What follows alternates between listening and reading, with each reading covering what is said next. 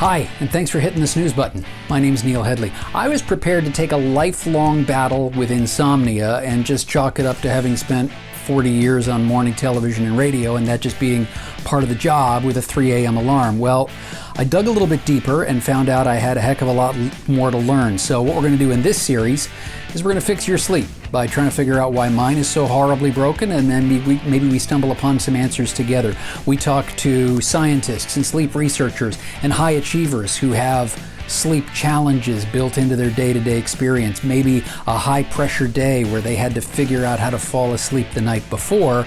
I learn how they did it. I try whatever it is that worked for them for a couple of weeks, and we see if it works for me. So we'll have some fun learning what things work and what things don't, and I can maybe save you some headaches down the road. I'm excited to have back on the show to kick off season 3. He's here for the second time, and people absolutely loved when he was on the first time around. He is the author of, among other things, The Sleep Solution, and now the reason that he's here on this week's show for a brand new book called The Rested Child. Dr. Chris Winter is here. How are you, man? Good to see you. I'm great, Neil. I'm honored to be back. Usually, I don't get second invitations often. I know how that feels. I really know how that feels. Yeah, I hear you. So, look, I feel like we got a lot to cover. But let's start with The Rested Child, because one of the things that, as you and I are sitting down to have this conversation, we're getting ready for school to go back.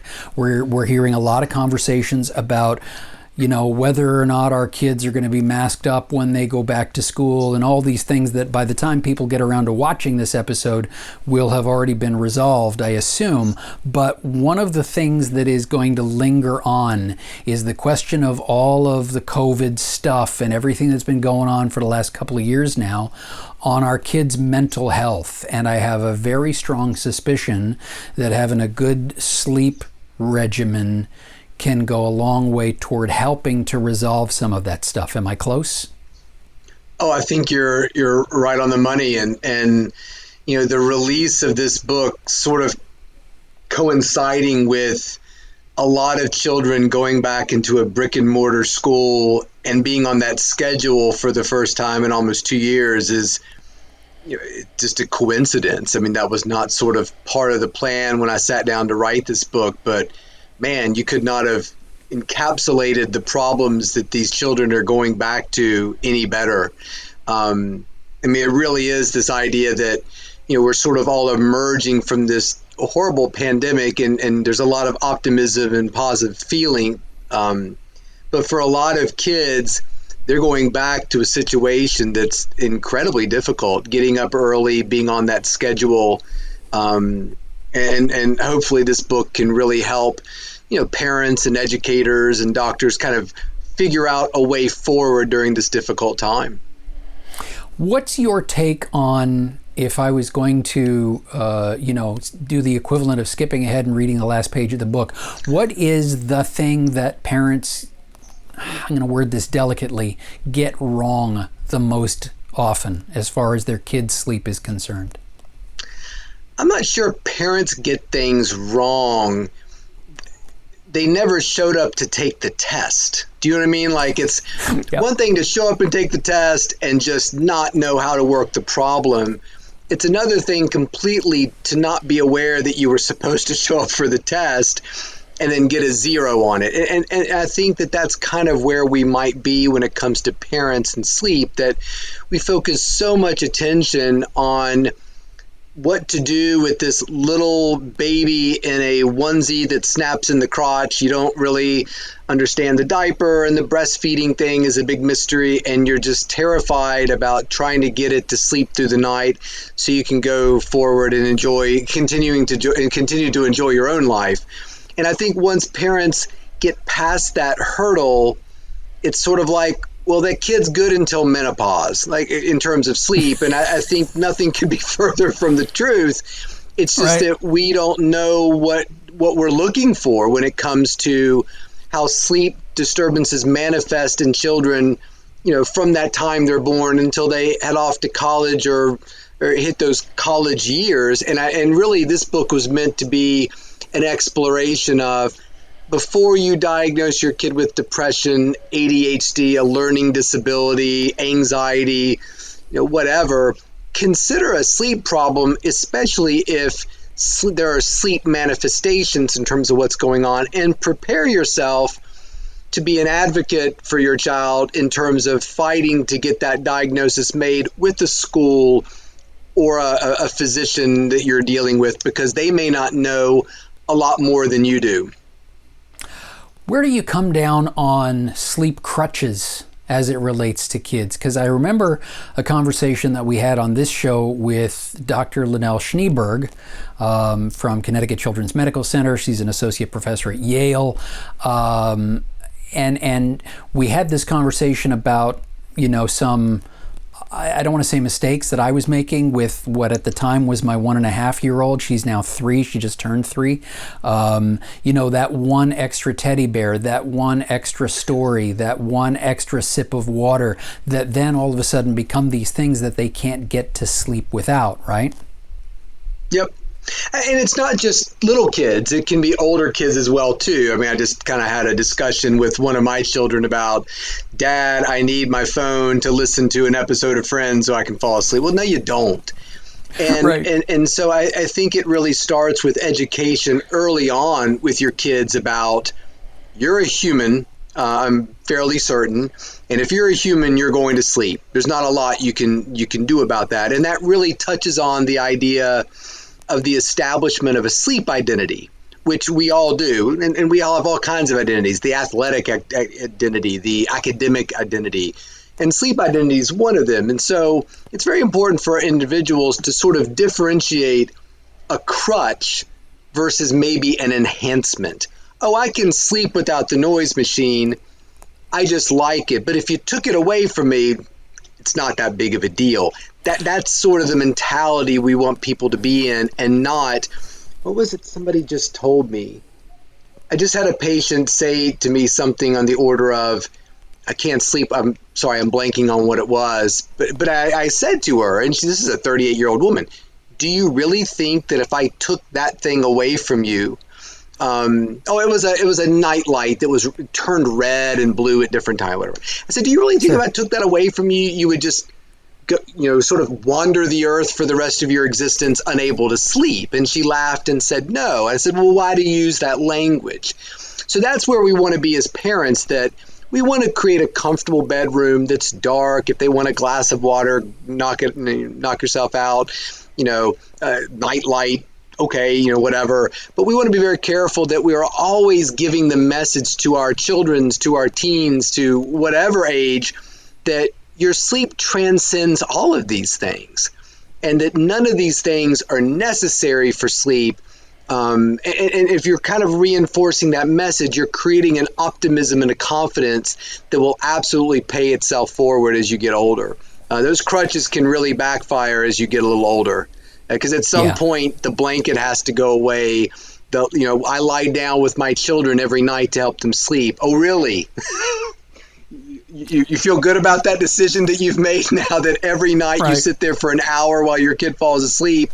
I think at some point we all pay the piper. So it's just really about being cognizant of these things and setting a tone early for a child that really inspires confidence while the parent is looking out for little red flags. Yeah, the I lay down with my kids to help them sleep every night thing works until they start calling you from their dorm room. That's right. It's a whole different conversation. That's right. Yeah, I'm almost done with my calculus homework. Can you come by afterward and lie down with me for an hour? Yeah, exactly. I mean, for us, our 3-year-old still has the little white noise machine. You probably even know the one I'm talking about. It looks like an owl, and it has a light in it, and it can make a bunch of different sounds. It can play music if you want. It can be white noise. And we're at a point now where, she can sleep without it, but we use it now as a noise buffer. Because if the thing is in there and it's making noise, then whatever noises are happening outside of her room are less likely to wake her up, because it's in there kind of interfering, And I think that's a very appropriate use of a noise machine to sort of condition her room, so that you and your wife don't have to tiptoe around and whatnot. You all can drop a plate in the dishwasher and not have a problem. And it's always that kind of thing where every now and then, it's not working, or you take a little trip and you don't take it with you. Just always reinforcing that idea that, oh, you're okay without it. We're just going to do this so our noise that we're making doesn't disturb you. But even if you didn't have it, it would be okay. Like, that's always that kind of mentality you want to kind of create with that, for sure. I know you're a person who isn't shy about expressing an opinion. So let me refer you to an earlier episode of this show where we had Paul Reiser and Helen Hunt on as guests, because I wanted to talk to them about the episode of Mad About You that everybody remembers. It was the episode Yes. where Paul and Jamie Buckman agonize over sleep training their kid. And what if you're listening or watching this and you haven't heard that episode before, you got to go hear it, because as it turns out, it was Helen Hunt's favorite episode of the entire series that they did.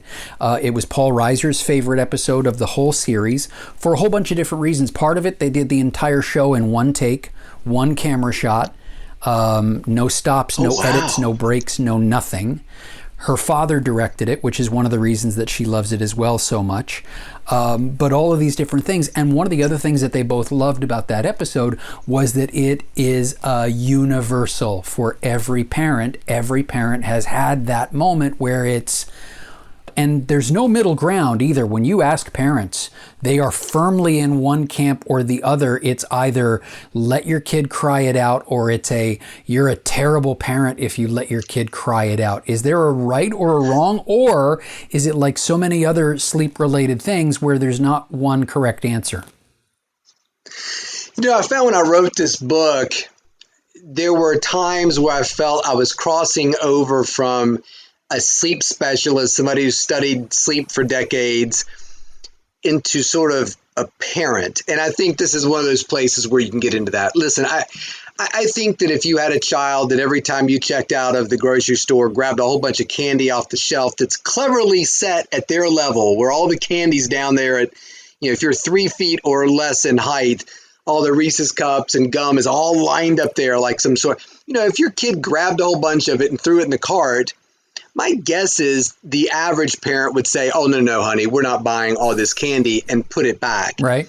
So what happens if your child breaks down and starts crying? Do you say, oh, well, if you're going to cry about it, then we buy all the candy? And in that way, if you're going to cry about the toy, we'll buy the toy. If you're going to cry about wearing your seatbelt, you can just roam around freely in the back of the SUV, because I don't want to damage you in our relationship growing up. I don't think any parent would think that, well, I would never do that. So I'm not really sure what's wrong with trying to facilitate a child as they are in the conversation, which is a glorious episode of Mad About You. I just flew back from California, saw Paul Reiser in Whiplash for the first time. I'd never seen that movie, and was actually thinking about that episode because it's so great that this couple is not exactly sure what they're doing. She's really into it, really thinks that we have to teach this child how to comfort herself. He's not so sure, but you can see that it's done with love. They've got these little intervals. We're going to go 30 seconds. My favorite quotation from that episode is when Paul Reiser says, when they're sitting there and she's crying, he says, it goes a lot faster if we talk. So they have a little conversation. He goes in for a minute and soothes her and comes back out. It's a frustrating process to some extent for a parent, but I think it's kind of a necessary one. And I think the way we villainize cry it out doesn't have to be so. Every parent knows the difference between the sort of cry, and the hyperventilation, screaming, purple in the face kind of situation. I don't think anybody needs to let their kid get to that level, but walking out of a room, letting a child try to soothe themselves, and you coming in at some sort of designated period to let the child know, look, we're not in the room with you, but we're always going to be here if you need it. That's important. And the most important thing with the whole process is, even if it goes sideways and the whole night's a complete disaster, which it rarely is, then you keep with the schedule the next morning. Yep. And you come in with a smile, and the child has its own natural consequence of, oh, I gave you the time to sleep, and now it's 7 a.m. or whatever wake up time you've decided.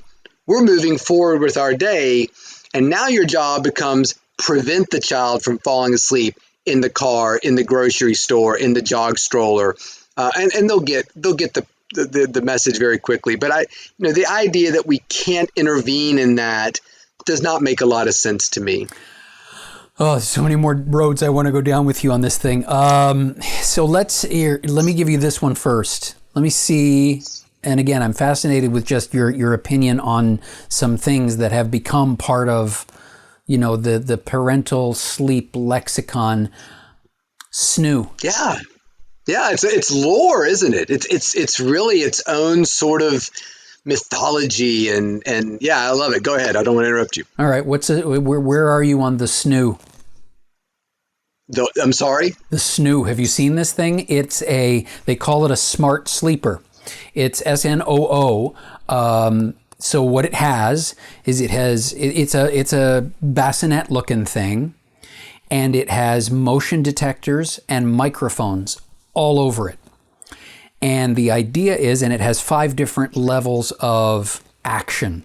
Okay. So if your kid if you just put them in, and it comes with like a swaddle, a Velcro swaddle. So the kid is swaddled and they're held in place in this bassinet with a couple of clips so that they don't roll around and do all the things. And there's 5 different levels. Level 1 is it's just playing white noise.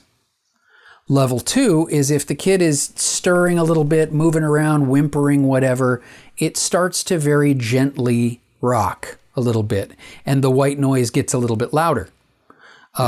If the kid, after about a minute or 2 of that, hasn't calmed down and maybe it's escalated a little bit, then it bumps it up to level 3, where the white noise gets a little louder and the rocking gets a little bit more intense. And it goes all the way up to level 5, where if the kid is full on crying now, it's rocking them back and forth and the white noise is louder. And if the child doesn't stop crying within about 2 minutes, then it sends an alert to your phone, and it's like, okay, I've done all I can to try and rock the kid back to sleep. Now it's on you. Come collect your baby. There are people that swear by the thing. There are people that say it's, the devil's handiwork. When you hear about something like that, where it's an automated device that will rock your kid back to sleep for you, because there are some people who swear on, this machine taught my kid how to sleep and how to self-soothe without me having to continually run into the room and do the rocking for them. The machine took care of it, and then they were fine on their own relatively quickly. What do you think? I think that there has never been, nor will there ever be, a machine that teaches a kid to sleep or eat or breathe or consume liquids and solid foods. To me, I think that... Don't hold back, Chris. Tell me what you actually think. Listen, I have no problem with it. I mean, it doesn't sound dangerous. It just, to me, it reminds me of an MCAT prep course. It's sort of like the 4 years of college are not enough.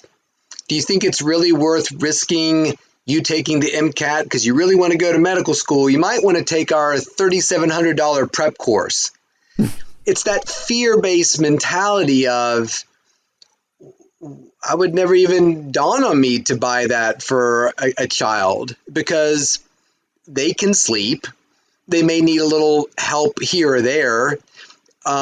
So what are you doing it for? And then for the person who swears by it, what do you really think would have happened had it not been in their life? Mm-hmm. My guess is they still would have grown up and hated math. Do you know what I mean? It's kind of like kids who read early. Well, that's awesome. You're a little kindergartner reading Harry Potter. But when you get to 7th grade, everybody's reading and nobody really cares who read first. Like I don't like to speak negatively of things, but if you're out there thinking, do I need this thing? Do I need to invest in the SNOO? Or I've got a neighbor who'll sell it to me for 50% off because she used it for her kid. I mean, if you want to, but don't feel like you need to do something like that. It seems like you're making a process that's relatively, set in terms of evolution and history, right. And making it pretty complicated. Although I'd really like to write an article about levels 6, 7, and 8 that are secret, but with a special code you can activate. And I'll tell you about those on a special episode of the Snooze. Snooze Button after hours. Like it's just for, it's a more intense version of your show where the secret, it's like the secret menu at In-Out Burger. It's the secret menu on the Snoo that not every parent knows about, but with special keys you can unlock. I like it. I think there probably is a 6, 7, and 8. I never even thought of that. That's kind of dark. Level 11 is I get the call. Level 11 is the call doesn't go to the parents, it comes to me. Can you get over there? Three or four times a night, I get a level 11 call from Snoo. Yeah, exactly. I just put me through to the child. Right, exactly. Patch me through. Go ahead. Okay, bedtime. Because actually, truth be told, I had this conversation with somebody via text message earlier today because they were asking, what time does your kid go to sleep? Now, she just turned 3. She's starting school in 5 weeks. Over the summer, she's been kind of allowed to do whatever the heck she wanted. And my kid has been a championship sleeper right out of the gate. Like, she's always been a great sleeper. Her naps work like clockwork, all those sorts of things. Over the summer, though, she was doing sleepovers at friends' houses. Don't worry, everyone was either vaccinated or socially distanced. It's fine. That kind of stuff was going on. And so some nights bed would be at 8:30. Some nights bed would be at 10:30. But now, because maybe there was a good Disney movie on and mommy looked and was like, come on, she's enjoying Frozen. We're not going to put her down just in the middle of the movie. So are you a believe, because we talk about with adults, everybody needs their 7 to 9 hours, even though there are some people, this tiny little microscopic minority of the population that's wired to get less than that and be just fine. Is bedtime important for kids? And is it more important the younger they get? Is there flexibility there? How does bedtime work? Yeah, I think bedtime is really important. And I think we're going to see that as we go as the post-pandemic phase begins with kids going back to school. Looking at my kids who are slightly older, it was a huge change during this time from let's get up and go swimming at 5 a.m. to you kind of log into your Zoom class at 9:30, but you can turn the camera off and mute it, and you can sit there in your bed and sleep a little bit longer. Weekends, there's no such thing as the weekday weekend. It's all just been kind of this blur over the last couple of years. Sure. So I think bedtimes are important, but I do think that we tend to over-focus on the bedtime and under-focus on the wake time. And what I mean by that is there are situations where we are putting a tremendous amount of pressure on a child. Okay, it is now 7 o'clock, 8 o'clock, 9 o'clock, 10 o'clock, whatever your bedtime is. You need to get in bed. You need to get some sleep now. And if you don't, you're going to get sick. You're not going to swim well in your swim meet. You're going to do terribly on your math test because, mommy saw something about the fact that if you get good sleep, you do better in school, which is all probably true. But so now the kid is feeling this sort of pressure about bedtime. And then on the other end, we often are kind of loose about wake times, especially if kids are struggling. Well, my kid, I heard him up in his bedroom for 2 hours last night.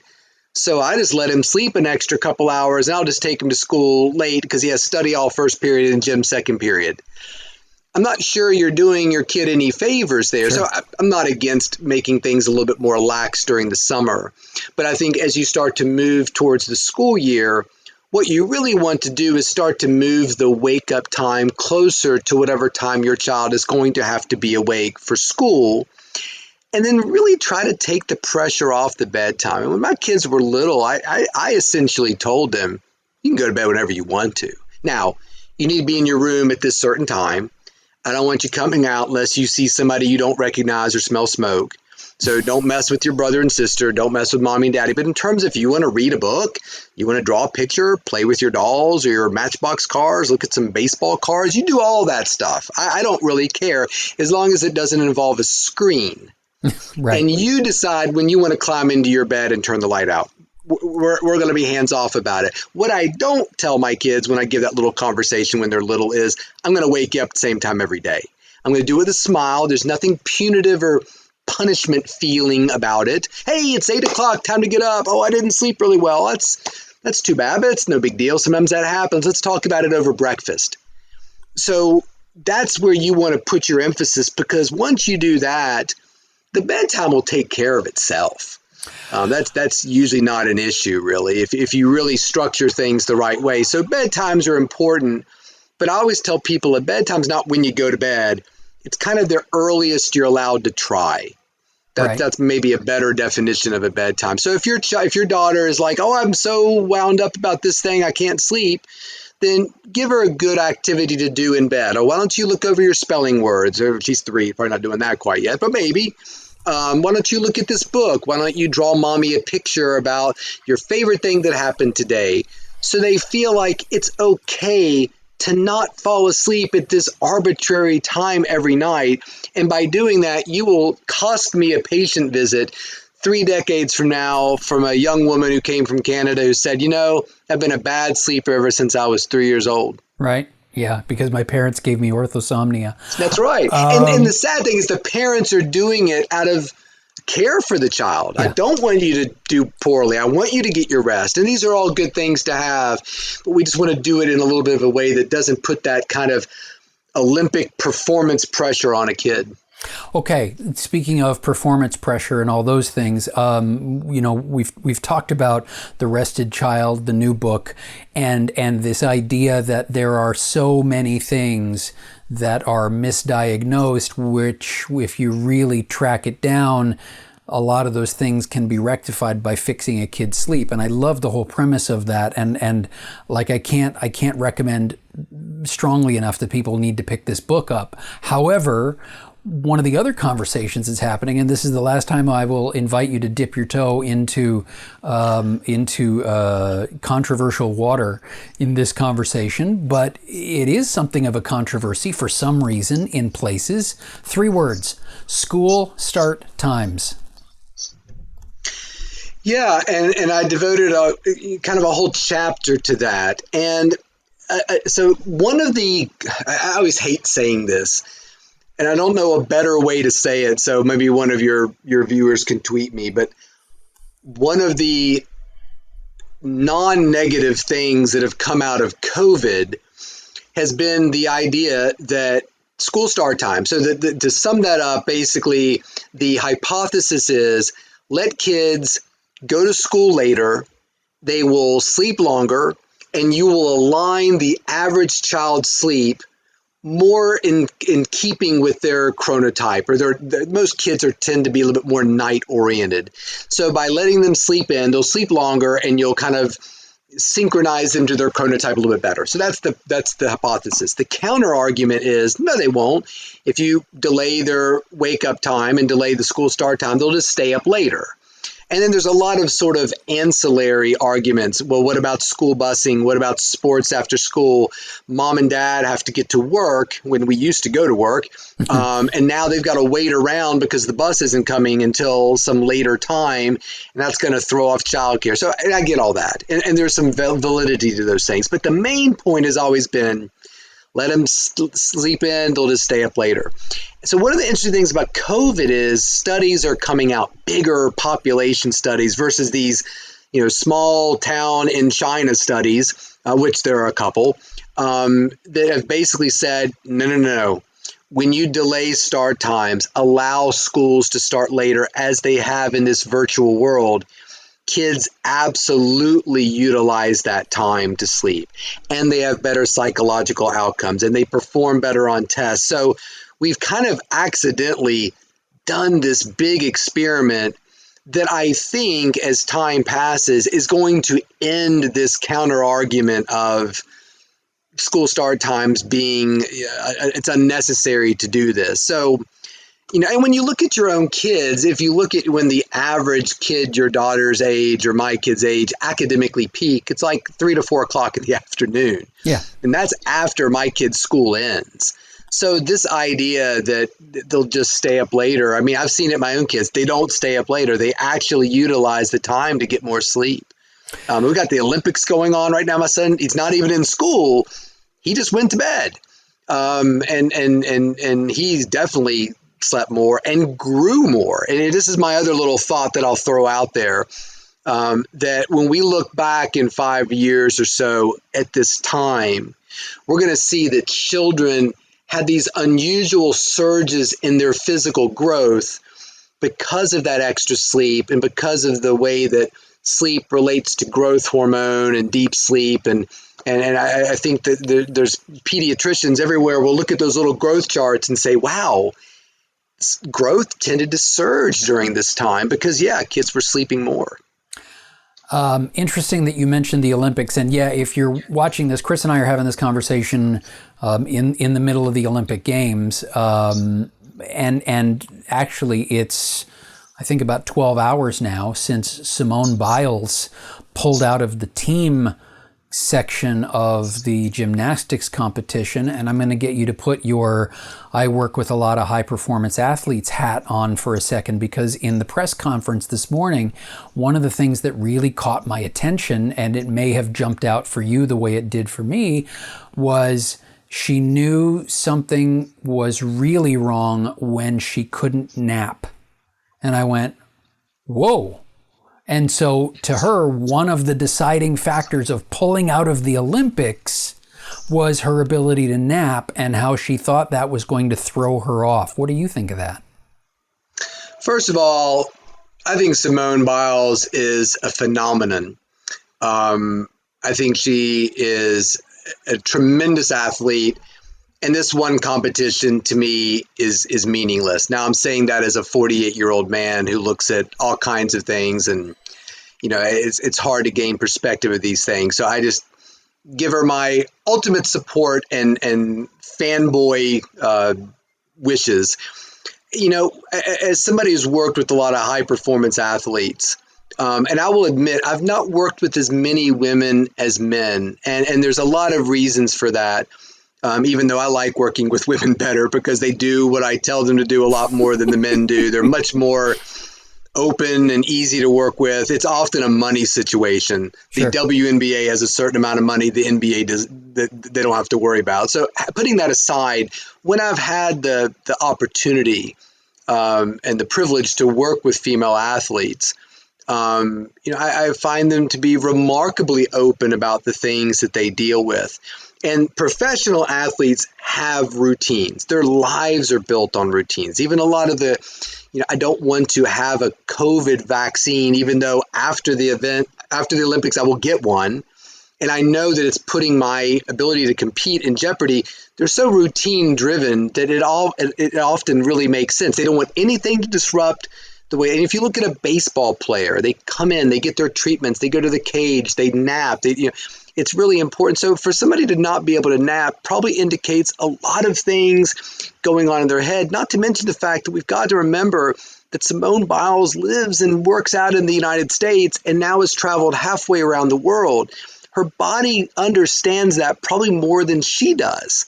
So the idea when she's going to do her routine and take a nap, her body's saying, well, wait a minute, this isn't our nap time. This is the time we should be soundly asleep. Those adjustments are tremendously difficult. I'm surprised what she's going through doesn't happen more. And the last thing that I would want to be doing, hurling myself through a potentially spine-crushing activity, is to not feel like you are 100% on. I think it's really courageous of her to say, you know what? I'm just going to step aside. It's not worth it to me to get injured. Screw up the chances for our team to get a medal. So to me, these things, I'm surprised they don't happen more. And I remember Olympics several years ago where there was a woman competing. I don't remember her name, but she was supposed to be the female Michael Phelps. And I remember in her first two events, she didn't do that well. And NBC completely switched their coverage and kind of stopped talking about her because she was just kind of not living up to the expectation. And I remember thinking, I think that was in Beijing. And I just remember thinking, man, if you didn't make some big adjustments to your training schedule and your sleep and your napping and your food timing and your social interaction and light and temperature exposure, then you could really struggle in these events that take you halfway around the world. So it's easy for me to sit here in this chair in Charlottesville, Virginia and say, don't worry about it, Simone. But don't worry about it, Simone. You did the right thing, and nobody gets to question you but you. No, and one of the things that and you and I have talked off the air, let's call it, about baseball a couple of times, and one of the other things I heard someone talk about, you talk about flying through the air, doing all of the things that she does. If you're not 100% on, all the things that can go wrong. I saw somebody else post a line on Twitter today where they said, what if you're a Major League Baseball pitcher and you're not 100% focused on this pitch? Well, your 102 mile an hour fastball could kill a guy. So it's important to be zeroed in. I'm surprised that more bad pitches don't happen. I mean, I really am. I think it's incredible the amount of control they have over a situation that seems somewhat uncontrollable. And the other thing about sports like baseball or basketball, think about a basketball player is totally off. He can still defend. He can still create assists. I remember one time when I worked with the Thunder, Kevin Durant was just having a terrible game. But he still had one of the best defensive games. There's other things that you can do. When you're vaulting, you can't defend somebody else's vault. Like run out there and block a Russian as she's getting ready to run down and do her vault. Yeah. There's nothing you can do. It's like a totally offensive situation. Yeah. And so, those sports are very difficult to sort of, a swimmer when they're off. It's like my wife just watched a swimming event. And she said, "Oh, he only lost by this amount." I'm like, that's a huge amount in swimming. Yeah. And he was never in danger of drowning. I don't think anybody ever gets so in their head in swimming that you're like, I don't feel like I'm safe in the water. So no. Gymnastics is its own beast. Yeah, you're flying around in the air and somersaulting 3 times and coming down on that balance beam. You miss, you could die. God. I mean, I do not understand how they do it in the best of situations. I mean, it's phenomenal to me that they're as safe as they are when they do it. And I think that's a veteran knowing where she's at and just saying, you know what, today I'm not feeling it. And that's okay. Yeah. A great conversation we had the first time that you were on the show, and I would encourage people to go back to that episode as well, because we had it at a time where we talked a lot about how important sleep was becoming, especially to, for example, the National Football League and a lot of elite athletes talking about how important sleep is. And now we're talking about partly that in relation to the Olympics, but also, listen, I'm glad we had a chance to talk about the new book, because chances are you have there's a much larger base of people who can be impacted by a good night's sleep out there in the parent world than there are in the high performance professional athlete world. So I'm glad you tackled the subject, because this is the kind of information that people need, and I'm grateful to you for having some time to talk about it today. Well, it's my pleasure. Yeah, it's like we say in the athletic world, get them sleeping well when they're young, the amateur athlete, the collegiate high school athlete. And I think the same thing applies to this book. Learn the fundamentals of sleep, help your children develop it, and then they'll have no reason whatsoever to buy my other book as they get older, which would be a great thing. I would love to make book number 1 obsolete. We don't need that anymore. We've progressed. But remember back when we had adults who couldn't sleep? That would be a wonderful thing to inoculate the world against. Dr. Chris Winter on the Snooze Button, thank you for helping to kick off season number 3. We're back next week with another, I get to geek out a little bit on next week's show with someone that I'm as equally as large of a fan as I am of Chris Winter. So we'll see you back here next week for the Snooze Button podcast. Also, don't forget to follow us on the socials, the handle everywhere we are, whether it's Twitter, Facebook, Instagram, although our Instagram game is really, really weak, but it's Get Your Snooze on every single channel where you can find us. Until next week, this has been the Snooze Button. My name's Neil Headley. Hey, get some sleep, would you?